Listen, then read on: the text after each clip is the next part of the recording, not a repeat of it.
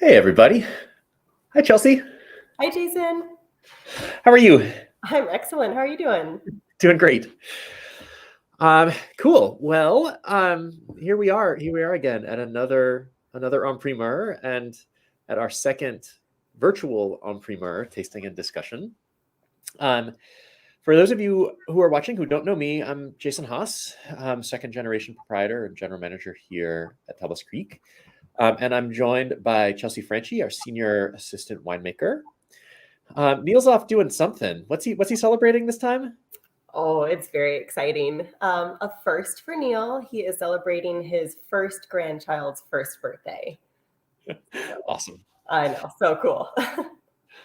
He was emailing today saying he was having FOMO for this event. I think his celebration, he's going to be okay, but He's camping in Big Sur, so I think he'll probably get over that FOMO pretty quickly.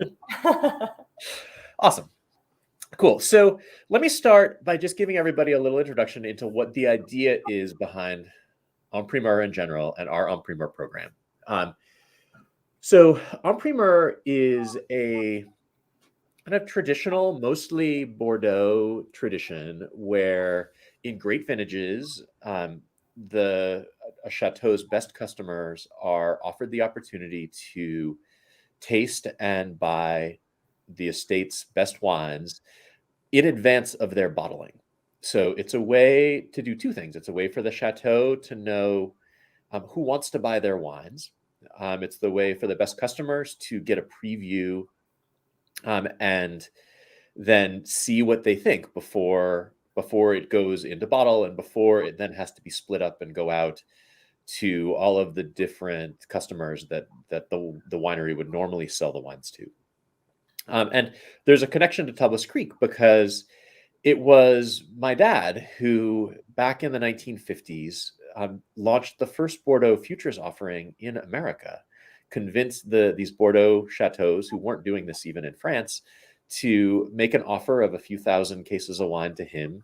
He was working representing his father, my grandfather's shop in Manhattan. And my grandfather didn't believe that anybody would pay for wine before they got a chance to actually take it home with them. And my dad sold out the entire offering in about 3 weeks, and kind of changed the way that wine was marketed, particularly Bordeaux was marketed around the world. So when we started making our top wines, the this era, the Esprit de Beaucastel and the Panoply, back in, I think this was in 2002, we decided for the first time that we should offer our wine club members, who are our best customers, the chance to taste and buy these wines before they get out to general release. So we've now been doing this for 2 decades. We are all the way up to the 2021 vintage, which is seems impossible. Um, but that's the idea behind this. So it lasts for about, our en primeur offer lasts for about 4 weeks. During those 4 weeks, if you come to the tasting room, we will pour you these wines as extra little tastes beyond whatever you choose to taste. And then I think we have a deadline of the 12th of December to get the futures orders. And then that's it. It's over. We used to do this in-person event, but didn't give people the chance to taste the wines in the tasting room. We feel like doing this virtual event at the beginning of our en primeur period, where we've still got another 3.5 weeks where you can come and taste the wines. And then you can taste the wines on your own schedule when you're here. It sort of gives us the ability to reach more people and have it easier for everybody. So here we are, virtual en primeur number 2. When you think of kind of en primeur, what do you think of, Chelsea? I feel like En Premiere for me has always been the kickoff to the holiday season. And it's always like Christmas came early in a number of ways, because this does kind of signal the beginning of, kind of Thanksgiving and Christmas and whatever else anybody is celebrating. And sorry. And then the other thing is Christmas does actually come early, because people do have the opportunity to buy these really cool wines in advance before they're available to the general public. Um, And I think, I mean, for me, it's such a great connection to your dad because with his, this great storied history and this background that he really created, and this visionary in the industry, and the fact that we still participate in this and give our some of our favorite people the opportunity to participate in this too is, I don't know, there's something really special about that for me. Awesome. Cool. So you will see Chelsea and me on screen, but we've got a third member of our team tonight. We've got Ian Consoli, our director of marketing. He's behind the scenes. Ian, you want to pop on for a moment and say hello? I think we can't hear you, but hey everybody. Hi Ian. And so Ian, if people, obviously we're going to be talking about the wines, we're going to be taking people through the vintage, giving them a little bit of kind of the how the wines came to be, their origin story. You have pictures and stuff queued up, but also you have up on the website like the various different ways that people can place orders if this is something that they're interested in. Yeah, absolutely. We have a couple different spots and ways you can purchase. We have the futures page, which I'll show you at the end of the presentation. We have a downloadable PDF form, and all of that can be found on our events page, and all those details that you can email to Wine Club or give them a call.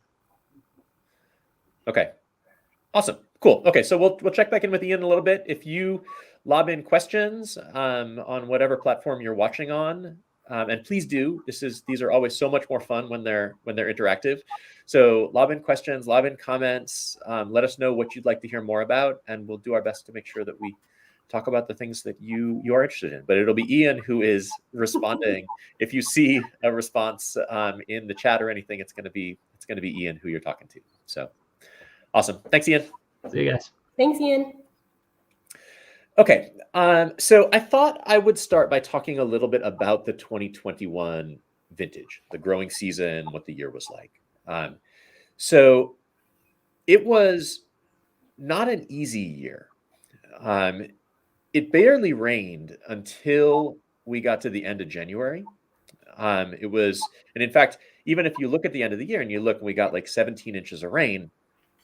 13 of those inches came in one storm in late January of 2021. So it was a dry, cold winter with one big exception. So Ian, can you put up the graph of how the rainfall kind of distributed that winter? So this is not an incomplete graph. This is not like a snapshot of what it looked like on February 1st. This is the entire year. So you can see we had totally dry September, October, February, April, and May, and not a lot of rain in November, December, and March.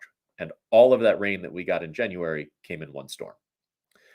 Our soils are incredibly absorbent, but even so, it's hard for soils to absorb that much water in that short a time. So I'm sure the cumulative impact of the year was that the vines got less water than it looks like even we should have.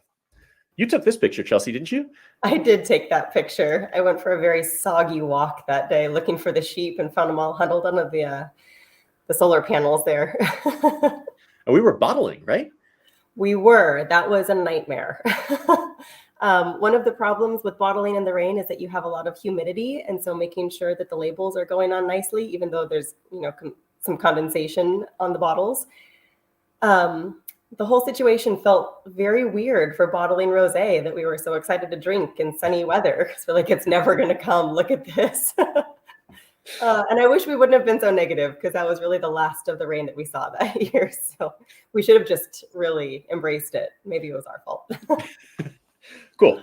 And I think there's one more picture with some of the impacts, but like you have to remember, we got more than a foot of rain. And a foot of rain over our 270 acre property. And this was basically the sum total of the erosion that we got. This is a section that's maybe 8 inches deep, a little canyon in the Sanso block in the middle of our vineyard. It was a testament to how well the soils were able to absorb all of that water that this was the result. So this was kind of in the background as the season was starting. It had been a cold winter. It was a fairly dry winter with that one big exception. And I felt like the vines emerged cautiously. Wow, Carlos joining in from Sydney, Australia. I don't even know what time it is there, but awesome. Thank you. And we'll talk a little bit more about why this vintage reminds me of 2007, but that was the same thing that happened in 2007. It was a very dry winter and it was a cold winter. And when the vines sprouted, everything was small berries, small clusters, kind of cautious growth. It was a warm first half of the summer that got things off to a fairly early start. And then as we got close to harvest, we settled into this amazingly benign pattern where every time it warmed up, it would get warm, gradually build, and then cool off again. And then slowly build up and get warm and cool off again. I think there's a rainfall, there's a temperature graph that's in that Ian has back there. From what I recall, that summer was kind of the ideal summer for Paso Robles living.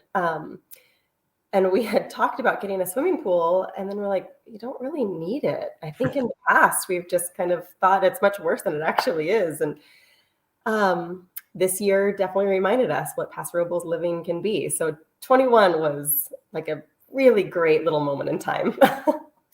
Yeah. So Ian, can you put up that high temperature graph?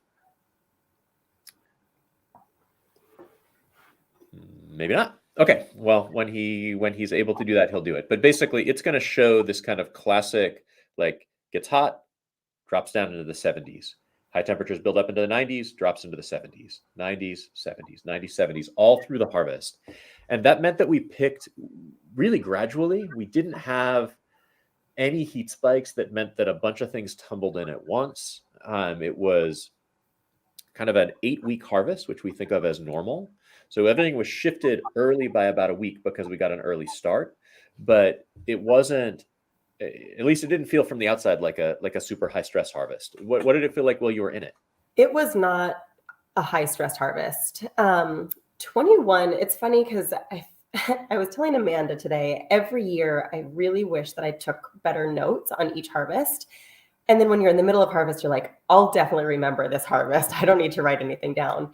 But 21 was legitimately a year where it was extremely memorable because it was very mellow. Everything came in at a very metered pace. We had a lot of great help on hand. And there weren't any, and we did have lower vintages or a lower yield that vintage. So the whole thing felt, as far as harvests go, more or less relaxed. I'm not going to say there weren't days where it was, just insane.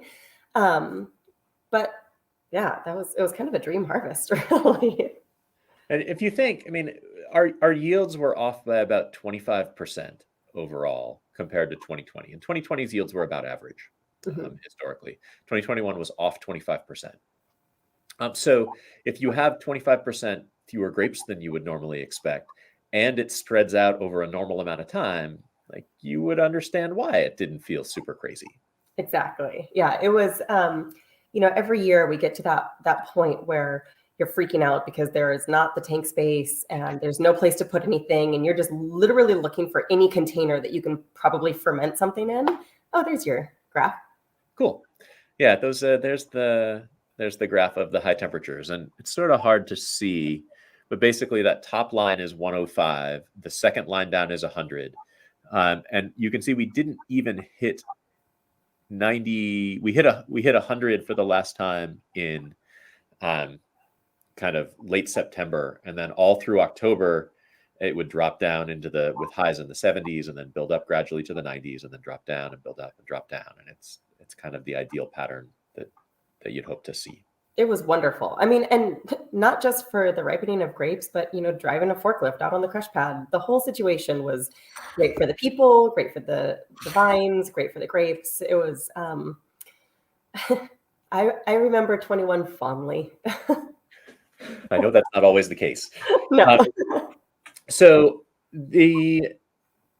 in terms of what was down, when I say things were down 25%, it wasn't down evenly. The early stuff was way down. And we think that was because it was flowering during some chilly weather early in the year. We didn't have frost issues the way that we did this year, but we still had some days that were windy and cold. That's not great conditions for flowering. And then by the time we got to the later ripening grapes, so the things like Mourvedre and Counoise and Roussanne, the picture was better. So like things like Syrah and Grenache Blanc and Grenache were off 40%. But Mourvedre was only off 5%. So it's like it was low, but it wasn't equally low. Right. Yeah. Thanks, Brian. We are too. So do you have the next picture, Ian, with the chalkboard? So the chalkboard's a little small to see. That's a pretty normal, like it looks like you actually had the right number of lines for the number of lots that we picked. Not one of the years where it spills out onto the floor. I think the coming years we are going to spill out onto the floor. 21 and 22 were right on the money. I think I'm really hoping and keeping my fingers crossed that 23 is going to be the year that we need to do like a little chalkboard off to the side. Chalkboard appendix. But I do, if I recall, I think it was still 114 lots that we did pick. So we had plenty of unique lots to work with for blending. So don't worry about that. And then one other thing that I thought was interesting about 21, and I think indicative of the year that we had. So if you look at the right, the little chart on the right, you can see average sugars and average pH. So you can see the sugars are about where they had been in recent vintages, 19, 20, 21. We're all a little over 22 for average bricks. But if you look at the pH, you can see that the pH in 2021 was 3.55. That's the lowest average pH that we've had since 2011. And pH, for those of you who are not like in labs regularly, the lower the pH, the more acid there is. And it's a logarithmic scale. So a pH of 3 has 10 times as much acid as a pH of 4. So relatively minor differences between like 3.7, 3.6, 3.5 make really tasteable differences in the wines that result. And I think that's one of the things that for me signifies this 21 vintage. Yeah. So basically, just to put this into context for people, a lower pH. So whites, you're going to typically be in that like 3.3 to 3.5 range. And that lower pH is going to give you kind of that energy and that zest, that really nice bright acidity. The higher it climbs up the pH scale. So the closer you get to 4 is really high for what we do. But the closer you get to 4, it's just going to feel a little bit more slippery sometimes, just a little bit more broad on the palate. So sometimes a higher pH can be nice, but it's just not going to have that zip and that brightness that we're looking for. I think of it as being tension. Like I think a great wine has to have both richness and tension, right? And it's the acid that provides that tension.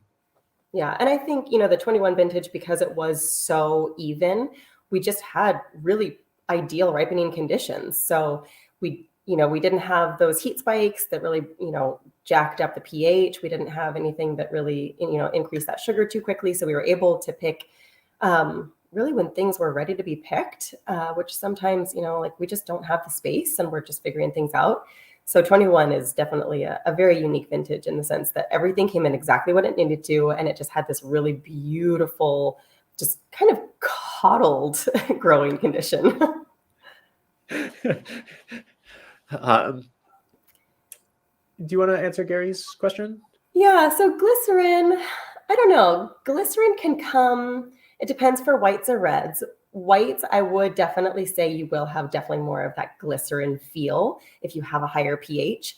So if you think about wines, things that go through all the way through malolactic fermentation is kind of a nice example. So sometimes if you have a stainless steel Chardonnay, you're going to have a lot more brightness.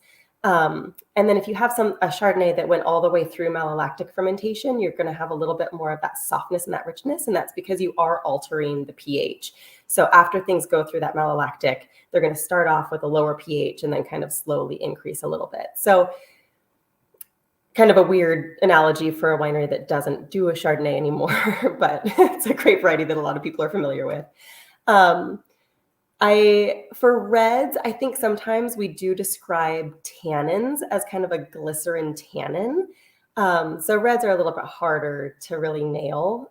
But yeah, whites I think are much easier. And I think that glycerin description is right on, Gary. So one of the other things that this is a little bit of a preview, but one of the other things that we saw in 2021 is we started to get a more serious production, and also I think probably the highest production we've seen yet from some of the new grapes that we just got into the vineyard in 2016 and harvested for the first time in 2019. So these two are two, since Senso and Vacarez are two of the stars that you'll be hearing more from as we go throughout this evening. I'm so excited to have both of those in the cellar. It's ridiculous. And it's funny because I think Senso, we all love Senso, but Vacarez, the day that Vacarez comes into the cellar, even though it's no longer a brand new grape variety, everybody's still pulling out their phones and taking pictures of it on the sorting table. And once it's in the open, it's usually in an open top fermenter because it's a pretty high tannin red grape variety. So it needs a little bit more oxygen. So people are always taking pictures of like that first pump over, and we're all very psyched to have those on board. Well, I think probably people are pretty familiar, or well, we will help explain them too, but people are probably more familiar with Mourvedre, Grenache, Syrah, Quinoise, the four main grapes that we've had in the Esprit and the Panoply for 2 decades now. Do you want to talk a little bit about what Senso and Vacarez are like and what they bring to the table? Yeah, I would love to. So Senso for us is kind of like that candied element. It brings kind of like this melted popsicle, just kind of a joyous, jubilant feel. Senso single varietal is an absolute delight. I can't wait to get a little bit more in production so we can really start adding it in actual percentages to our dianthus, because Senso rosés are some of my absolute favorite rosés. And then in a blend, it just adds this beautiful lift to everything. Without taking away any of the power, it really just kind of brings a lightness into the heart of the wine. Vacarez is really going to do the opposite. So they are kind of in opposition, but Vacarez is just, it's broody, and it's dark, and it's rich, and it has this like really tight tannic grip on your palate. It just has these claws that just, they hold on. But on the inside, it does have kind of this, it's not a really rough, broad muscle. It's definitely a leaner muscle to it. So while it is a dark, heavy wine, but it's, I don't know, it's not quite as big and beefy as like a Syrah, where it's just like really rich and really powerful all the way through. Vacarez kind of has this leaner power to it. Both of those on their own are really, really like so fun to drink. But in blends, I'm just like absolutely thrilled that we get to have those in our blending arsenal. My analogy for adding these to a blend is a little bit like, it's a little bit like turning up the contrast. So it's like you're turning up both the bass and the treble knobs. Like you're turning up the part which is the darkest, and you're also turning up the part which is the brightest, which isn't the same as turning up the middle necessarily. So you're just giving. I think you give it more. Both these two grapes together combine to give a lot of definition to the blends that they go into. I love that so much. It just brings everything in much more stark. I don't know. Yeah, the visuals and the aromas and everything is just amplified. Cool. Okay, so let's talk about blending. Do you want to run people through kind of what our blending process is? I think we have some pictures to help illustrate. Yeah. So blending is it's kind of like our Super Bowl in the cellar and lab, we go through and we start pulling what we call composite samples of every red lot in this instance that we have in the cellar. So out of those 114 different and unique lots that we have, I think we can probably safely assume that about 40 of them are red if we're kicking out, Petalon and whites and things like that. So with all of these lots, they're harvested separately, they're fermented separately, and then they're put into aging vessels separately. So each lot, we might have one pungeon of something, or a different lot might have 17 barriques, the 60-gallon barrels. So if it's a 17 barrique lot, we will take equal percentages of each of those barrels and put it into a bottle. So when we're tasting each of these individual bottles at our blending table, we have a pretty good idea of the average lot. It's not just one barrel that we're choosing to represent all of them. So after all the lots are pulled, we'll sit down, and these days we're looking at 2 days to go through all of the reds. So day one, we might start with Grenache and Mourvedre. And when we sit down to taste everything, everybody's asked to kind of go into it blind. So we don't know what we're tasting. We know that it's a Mourvedre lot, but we don't know which lot it is specifically, because we all kind of have our preconceived notions, whether we would like to think so or not, of different blocks that we want to perform well. Or if we had a fermentation for us in the cellar that was just like especially frustrating, then you might score it a little bit lower. So everything needs to be blind. So there's no preconceived notions going into it.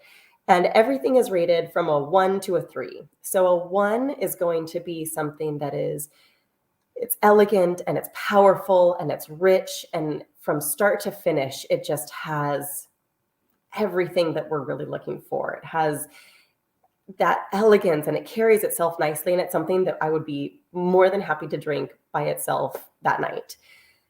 A 2 is going to be something that has this really great friendliness to it, but it might be missing something to make it a 1. So it might not have that power. It might not have that depth and complexity. And a 2 is something, so a 1 is something that we're really looking for. This is esprit or panoply. This is something that's just, it's got it all. A 2 is going to be something that, it might be a really, really great example of the varietal. So if we want to save that for a varietal wine, we'll maybe give it a 2. Or if it's just really friendly and really juicy and bright, then it might be a nice fit for coat. A 3 is typically something that, in April, we are all native yeast fermented. Things are still sometimes working. It might be a little spritzy. It might still have a little bit of sugar that it's working through. If it's oxidized, a 3 basically means that we're just going to bookmark that and come back to it in the cellar. It might need a little bit more attention, or it might be a good candidate for us to basically declassify into Petalon, and that'll be our Talbot's Creek component that we think will fit nicely into that program. Cool. Yeah, and that's it. I don't think people necessarily realize how long some of this takes. I mean, we spent 2 days doing just the trials for the components, and then it's another 4 or 5 days worth of blending that we do once we've tasted all the component lots. I don't want to sound like I'm complaining, because I'm most certainly not. But it is difficult work. When we put the actual blends together, there's a lot of pressure first for tasting everything. So imagine, like your whole year's work and being put in front of, in this case, our general manager and, maybe Darren Delmore, our national sales manager, or Cesar Perrin, who came to visit us. It can be a fairly high stress environment when you're sitting down for that first time to taste literally everything in front of you in a room. And if things are tasting great, that's excellent. If things are a little bit off, that is terrifying. But the 21 vintage, we sat down and that's a lot of smiles in that room right there. Yeah, I mean, it was in a normal year, we might expect what, like 3 or 4 1s out of every 10 wines, something like that. And then maybe a 3 and however many, the rest of them are 2s. But in 21, I went back and looked, we were more than half 1s in our grades, which, I mean, that is, I think, the clearest testament to just how good the vintage is, because it showed up in those blind tastings. I remember us a couple of times looking around the table at each other and being like, are we off on this, or are these all really good? Right. Yeah. And that makes it difficult when you're actually, so after we taste all of these, and then you have to go through and make conceptual blends for everything. It seems like it would be a lot easier to go through if you have a lot of lots that are, of Esprit or Panoply caliber. But it makes it a lot more difficult because there's kind of that, there's just too many options. And so, going through that first round, if you go back for another round, where do you go from there? Because there are so many great options. So yeah, sometimes really great vintages are a little bit more difficult. Yeah, and because, I mean, there are years where it's pretty clear what the Esprit has to be, because there's only, say, 3,000 cases worth, so whatever that is, 7,000, 7,500 gallons worth of stuff that gets that top grade. Then there are years where you could make twice as much Esprit using all top rated lots as you actually want to make, because I don't ever want us to have to struggle to sell our top wines. So we limit the very most that we'll ever make. I think we once made 4,500 cases is the most Esprit we've ever done. Usually it's more like 3,000 or 3,500. So in a year like 2021, where you've got enough really great lots to make 5,000 or 6,000 cases of Esprit, but you're actually limiting yourself to 3,500, so you actually have some other wines to sell while people are waiting for the Esprit to come out. It can be hard. There's more than one possible really good solution in a year like 21. Right. But tasting these wines during the blending and tasting them now, I definitely feel like we did a good job. It is reassuring to know that in a year like this, like, it's pretty hard to go too far wrong. I mean, Yeah, right. I think it would have been hard for us to put together blends that weren't something wonderful out of these two wines. But let's use this as a chance to jump into the two wines. So Ian, can you put up the technical info about the 21 Esprit Red? So the first thing that you will probably notice when you look at these numbers is that this is a fairly low percentage of Mourvedre for us, in, like, compared to history. I think it's actually ties for the lowest amount of Mourvedre we've ever used. We've done 35 a couple of times before, but I don't think we've ever done less than that. And then roughly equal parts Grenache and Syrah, and big numbers for Vaccarez, Cinsault, and Counoise. So what do you remember about the blending trials that produced this wine, Chelsea? So when we go through and put together those initial blends, we start off with 3 possible iterations of Esprit.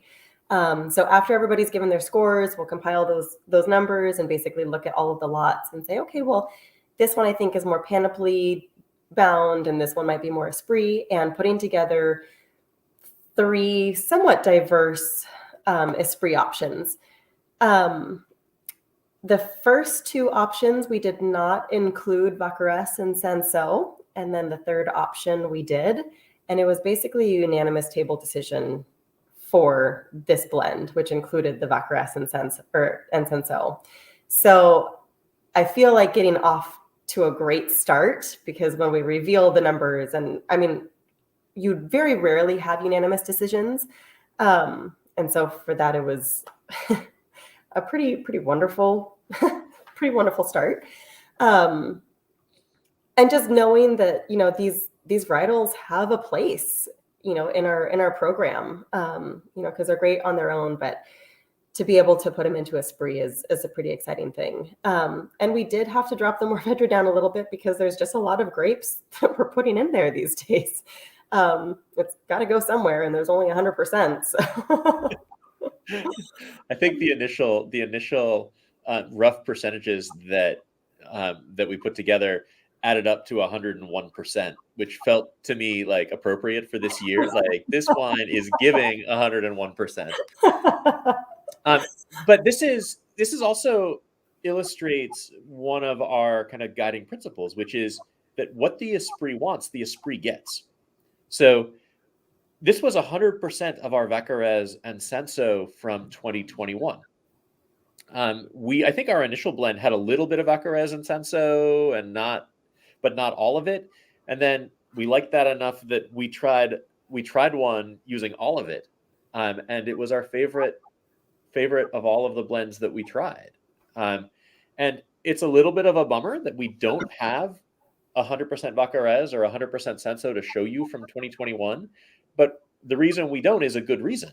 That it was all good enough to go into the Esprit, and it produced our favorite Esprit. And you've got to have priorities. You got to know what your hierarchy is when you're doing blending, or else it's paralyzing. Like you have to know what you care most about.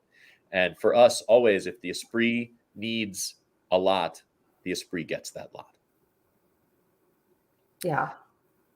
The other thing that I think is worth noting about these percentages is that there are years where Grenache is more than Syrah. There are years where Syrah is more than Grenache, and there are years where they end up kind of equal. And Syrah is a grape which is really easy to love at the blending trial stage because it's dark, it's rich, it's dense, it has good tannin. But it's also kind of a bully. It can overwhelm the other grapes that are around it. So we tend to save the high percentages of Syrah for years that are a little lighter and a little more elegant, a little more high toned, where bumping up that Syrah to 30% or 33% is important because Mourvèdre and Grenache are a little on the lighter side, and it needs that extra density. Down around 23%, that tends to be where we are in our best years, because that means that Mourvèdre and Grenache, and in this case Vaccarez, are carrying enough weight and density that it just doesn't need a lot of Syrah.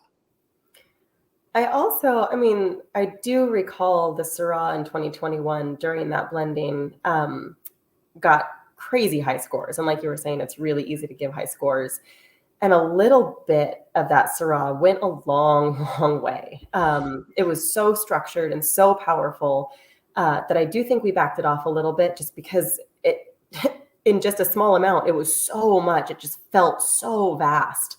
So we didn't really need to use as much as some other vintages. Totally. And so, Chelsea, what do you taste when you taste this wine? I am in love with the 21 Esprit. This vintage to me has kind of that really neat, cool, minty, like mountain herb character. On the nose, I get like this beautiful, fresh, like raspberry coulis. But there's just on the nose and the front palate, there is just a freshness to me. On the finish, however, the mid it's chewy and it's rich, and the finish, it's like it just unfurls itself. It is so broad and so long and so intensely powered on the finish. I took a sip like a minute ago, and I'm still feeling it. This is such an incredibly structured wine, but it has that beautiful balance of that freshness that I absolutely go crazy over. For me, people maybe don't know, I grew up in Vermont, which is where Vineyard Brands, the import company that my dad was running, was based for 4 decades. And my favorite fruit season every year is when the black raspberries would get ripe. This wine to me tastes like those distilled down to their essence, that kind of like right on the edge between red and black fruit, really vibrant acids, but then this finish that just lingers. Good tannic structure, good richness, lovely texture. I think it's, again, I've said before, I think 2021 is the best vintage that we've seen in the last decade plus. This wine is every bit that, I think. Yeah, it has like a crunchiness and a snap to it. I mean, the whole experience is just an utter delight. I'm so excited that I was gonna just bring a small sample, and I'm so glad that I got one of the bigger ones because yeah. So this wine now is aging in Foudre. There it is. Aging in Foudre, and will be there until next summer. Yes, this will go into bottle next July. So it's safely to bed, tucked away, and we'll rest quietly in the nice cold dark food room until that time. And that's always so. It's been in Foudre now for what, a little more than 6 months, something like that. Mm-hmm. And it'll be in there for another 8 months or so. And that's pretty standard for the way that we treat these. They're in their individual components, and then they go into these neutral foudres, and then they just rest and integrate and settle down until they get bottled. And that's exactly it, because when you initially blend these pieces together, they do feel piecey. And it's funny because it's a liquid, and so you would think that everything just melds together really beautifully, but that's not necessarily the case. Sometimes when you put blends together, there is kind of that transition period where it does feel like a lot of sharp elbows and knees, and things are kind of jostling for their own position. So this is the time now where everything just kind of figures itself out and integrates, like you said. And I mean, pulling samples of this, because they're pouring it in the tasting room now this week. And pulling samples and just tasting it was just like, it's in a great spot right now. Yeah, and it still has a long way to go to really enrich that aging experience. So cool. Okay, so let's turn to Panoply. So I'll give a little history of Panoply. At Beaucastel, they make you can leave that up, Ian, that's fine. At Beaucastel, they make a wine that they call Hommage à Jacques Perrin, which celebrates the work that Jacques Perrin, who's the father of Jean-Pierre and Francois, who started Tablas Creek with my dad, the grandfather of Marc and Pierre and Thomas and César and all of the Perrins of my generation. He was the one who really brought Beaucastel to the prominence that it is today. He was the one who instituted organic farming at a time when there wasn't even a word for it in French. He was the one who went and found all of the traditional varieties that had been lost in Châteauneuf-du-Pape during the phylloxera plague, replanted them at Beaucastel, and ended up falling in love with Mourvèdre. Mourvèdre had been the most widely planted grape in Châteauneuf-du-Pape before phylloxera, but it turned out to be very difficult to graft and was almost entirely lost in the south of France until the French nursery service developed new rootstocks after World War II. And so Jacques found Mourvèdre cuttings. He actually got them from his friends at Domaine Tempier and Bandol, where the soil is sandy enough that phylloxera can't get established. So these were still on their own roots. And then grafted them onto these new rootstocks, planted them at Beaucastel. And according to the stories that his family tells, he realized pretty much right away that there was a good reason why this had been the most planted grape in Châteauneuf-du-Pape. And he increased the Mourvèdre acreage all throughout his life. That was continued by Francois afterwards. And now one of the things that sets Beaucastel apart from other Châteauneuf-du-Papes is the amount of Mourvèdre that they use. And that's true in their main Châteauneuf-du-Pape.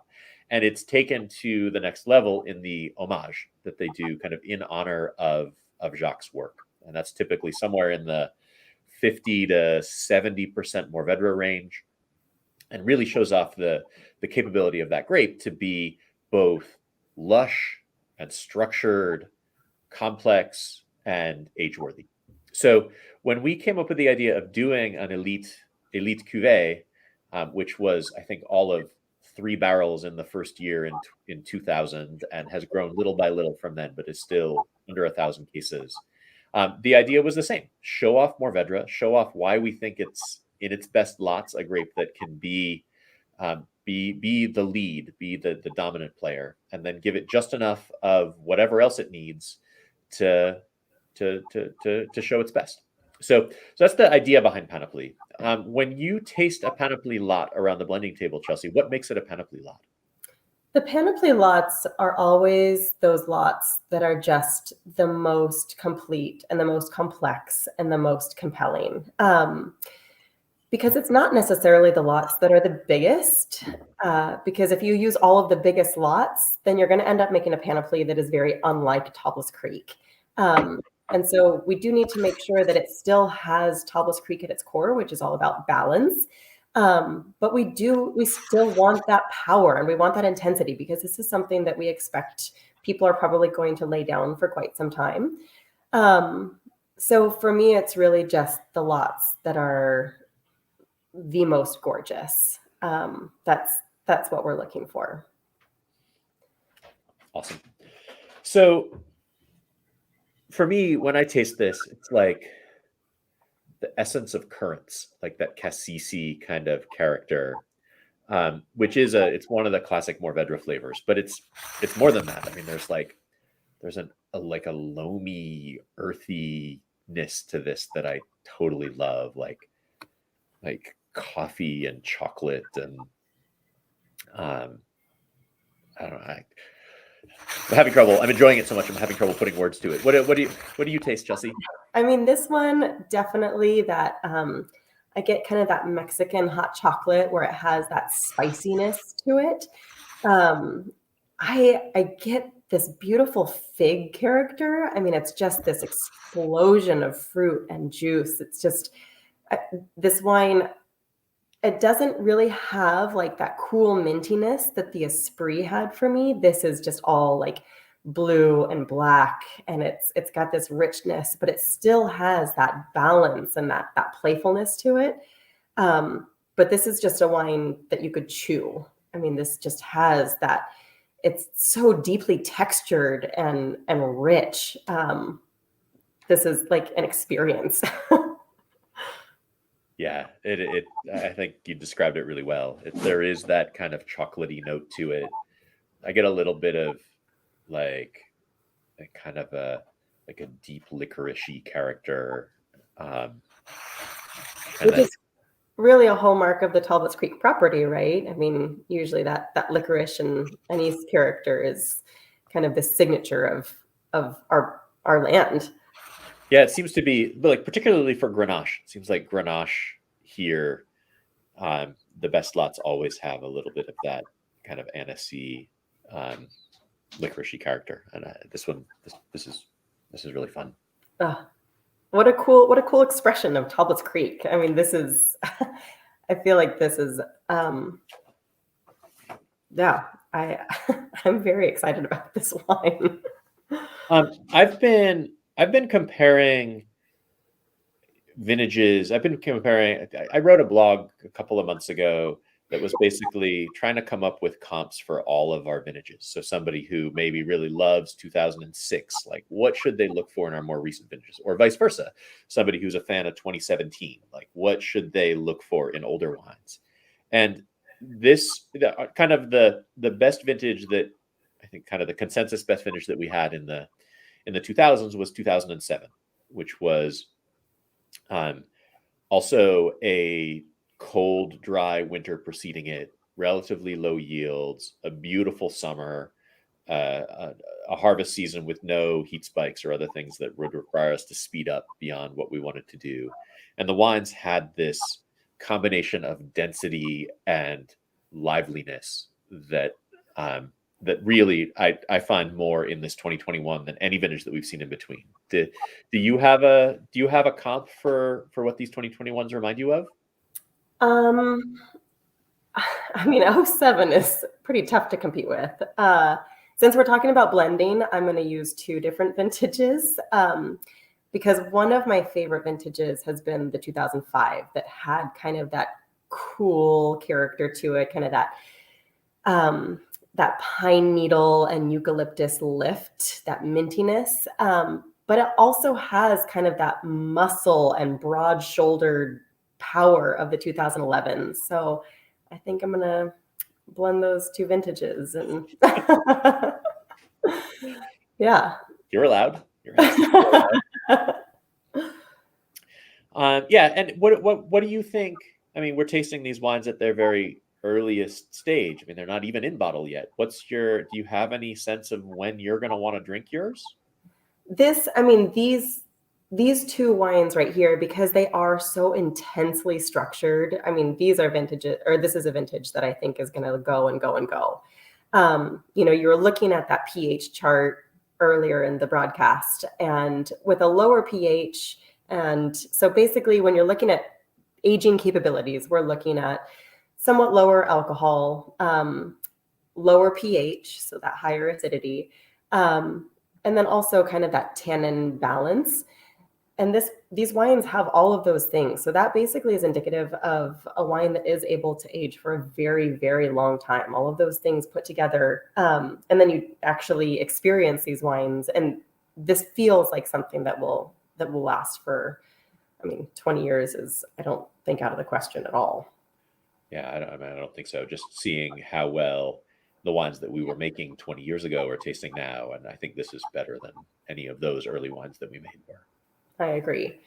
Yeah, so I think these are in it for the long haul. But I mean, I'm very happy with both of these glasses in front of me tonight too. So I think sometimes we scare people by talking about a wine that can age for 2 decades as though they're somehow making a mistake by opening it before then.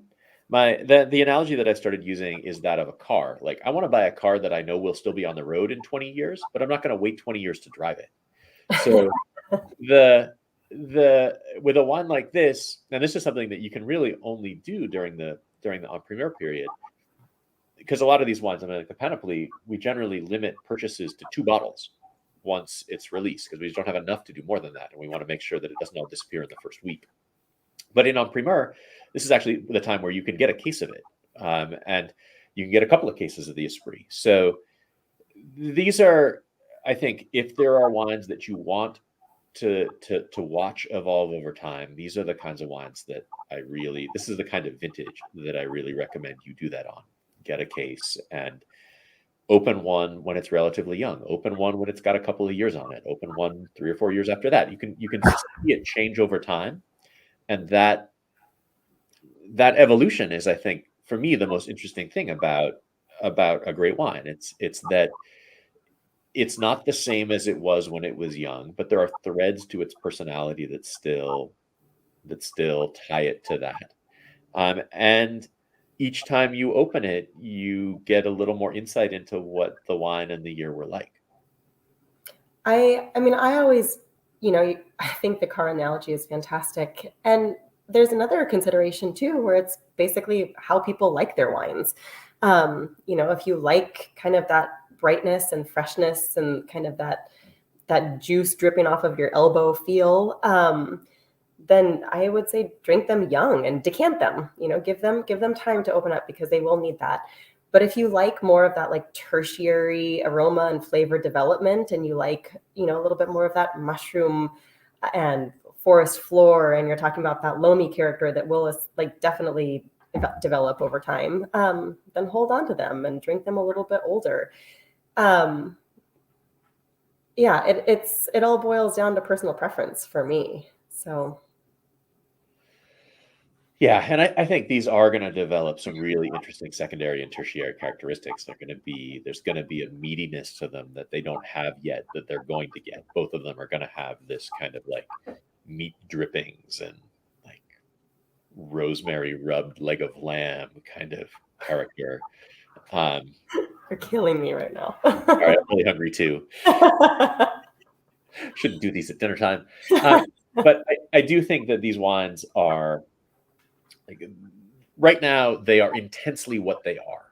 I mean, they're this intense expression of that kind of like chocolatey, loamy, like coffee bean, earthy character, and this intense dark red or red black fruit.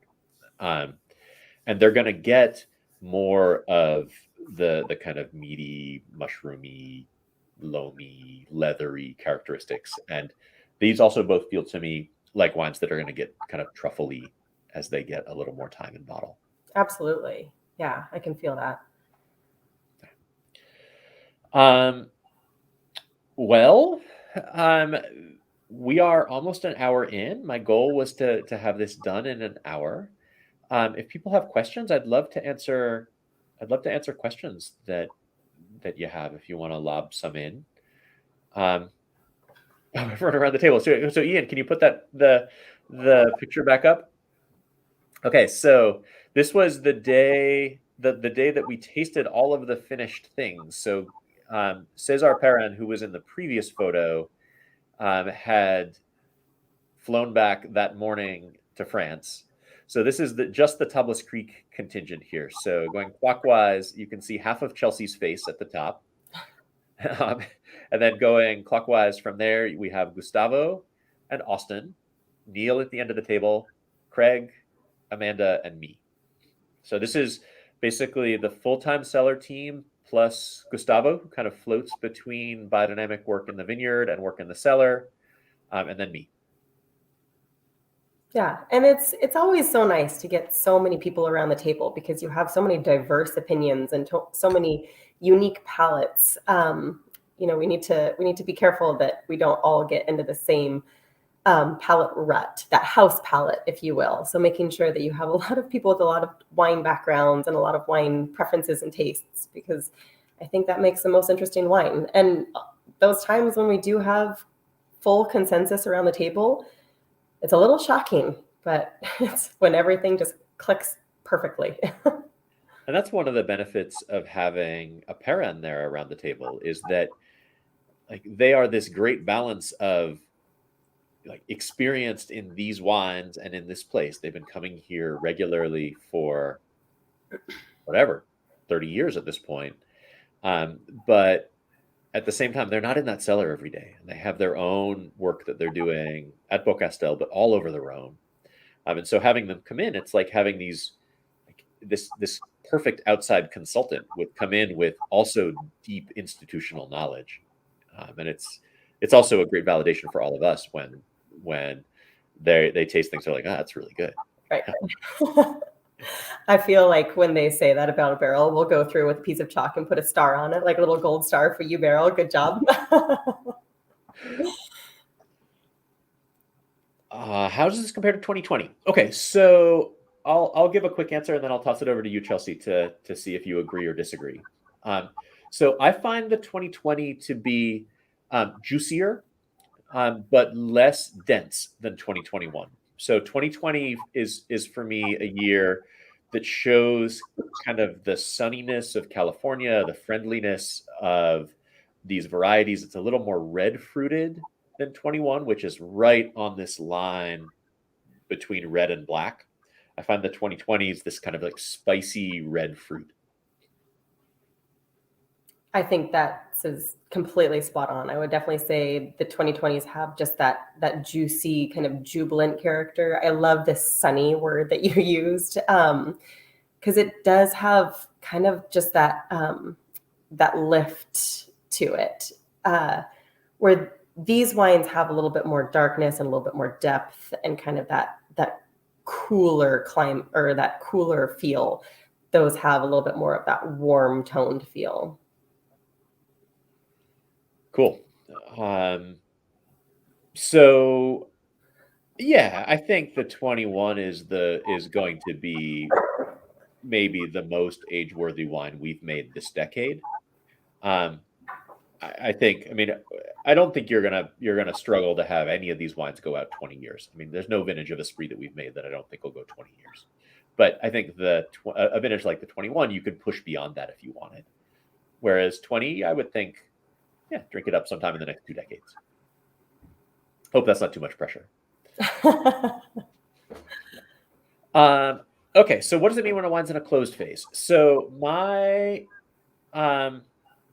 analogy for that is usually it's sort of like the wine's a teenager. Like doesn't have the like youth and charm of it when it was young, nor is it fully mature the way that it will will be once it's fully resolved itself. It may have like some extra long legs and arms and it doesn't know where it is all the time. It might be moody and not want to talk to you part of the time. I have 2 teenagers. But you know that that's a phase that'll come out of, and it will put itself back together. So, and that's pretty abstract. But if you think of it from more chemical terms, not all of the elements of a wine necessarily evolve in sync with one another. So, a wine's fruit may have started to turn to something that's tasting a little more kind of quiet and a little more of like kind of cooked fruit or dried fruit, where and if that's true, but the tannins are still pretty big, the wine just isn't as giving as it will be. And you wait a little longer, and then those tannins soften, and the wine comes back into balance. All the pieces are together again. So that's when we mark something as is in a closed phase. It's that we feel like it's kind of in that teenage awkwardness, and it'll come out of it. So just be patient. And I think it is important too that just because it's in a closed phase or marked as being in a closed phase doesn't necessarily mean that this is something that you absolutely should not drink. This is just something that we've noticed after, tasting this wine over and over and over and like really, really knowing what this wine is, saying, I don't think that this is at its peak right now. I think maybe wait a few years and it'll come out of this. So I do think that it's great to know and keep that in mind. But I think if you pulled out something that's in a closed phase, I don't think anybody would be very disappointed at the dinner table. Yeah, and almost always, if you do try decanting it, that's usually a good idea for something that's in that phase. But even better is to be patient if you can and give it another year or two, and it'll be better. Yeah. Are there other questions? 19 panoply versus 21 panoply. I don't remember what was in the 19 panoply. I don't open these panoplies often enough, clearly. Do you remember the differences in terms of blending? I don't. It's been a while since I had the 19, but in my soft recollection is that the 19 definitely had a little bit more of a gentle character to it. It still had that really powerful muscle. But the 2019, if I remember, definitely had kind of this more gentle characteristic, where this one it's just like a freight train right now. And it's also difficult because the 19, the last time I would have had it, it's been bottled and it's figured itself out. But thinking back to kind of this time that many years ago, I don't know. I don't feel like it had quite that burly built muscle that the 21 has. Yeah, I just looked it up. So it was 62% Mourvedre, 22 Syrah, 16 Grenache. So it was a little more Mourvedre dominant, a little less of both Syrah and Grenache. It's a vintage for me, 19 overall as a vintage. And I know the Esprit's better because I've been out talking about the 19 Esprit a lot. I feel like the Esprit, the 19s are for me a vintage that it maybe doesn't have quite the plushness, like the density that a vintage like 21 does, but the structural elements are outstanding and the purity of the fruit is outstanding. I think it's a really, really strong vintage, and it's a vintage that's going to shine with time in the cellar. I think with a vintage like 21, it's got so much lushness at this younger stage that you kind of can't go wrong. I mean, it'll be great. It'll be great if you drink it young. It'll be great if you age it because it has so much to it. The 19s for me are a little more structure forward at this stage. But again, that's not the panoply. I haven't opened a 19 panoply in clearly too long. I don't think I've tasted it since we did the spring pickup party. But it is also a really strong vintage, and a vintage that is something that's going to go out a long way. Well, the holidays are coming, so maybe I'll do a little bit of research. Just decided what we're going to open for the Tablas Creek holiday party, and I noticed that we have some magnums of 06 panoply, so that's going to be the Tablas Creek holiday party wine. Well, happy Christmas to us. Terrific. Okay, Ian, I believe you were going to show people how to order if they wanted to do that, because they do have a couple of options. Looks like he shared the link. That's our website. That's not just another picture of Chelsea. It is another picture of Chelsea. It's not just another picture of Chelsea. And it's the order form is tablascreek.com/futures. It's also been in the email that we sent out to everyone, and Ian just shared it. I can see in the chat. So it's its own page. It's not integrated with the main order page because this is only available to Wine Club members. It's not something which we want the general public to stumble upon.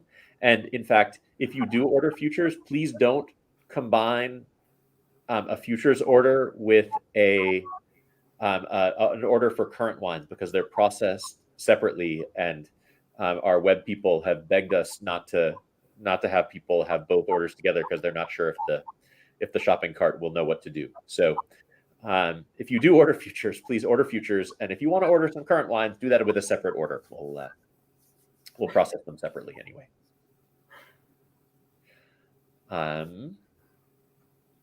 And then remember that you can taste these wines if you make an appointment to taste, or just honestly at this time of year, unless it's a weekend, if you just come out, we've got plenty of space. Anytime between now and the 12th of December, that's the last day that we'll have these wines to taste. That's also the order deadline for Primeur. I think that's it. I think that's the last message that I have. Any final thoughts, Chelsea? Thank you so much for including me. And thank you guys for all the questions and the comments. It's always such a delight to see what everybody's thought process is, and it's always a fun kind of mental exercise too when I realize that I should be opening more Panoply in my life. May we all open more Panoply in our lives. Okay, well, thank you, everybody. Thank you for joining. Thank you, Ian, behind the controls. And again, thanks for being a part of the Tablas Creek family. Absolutely.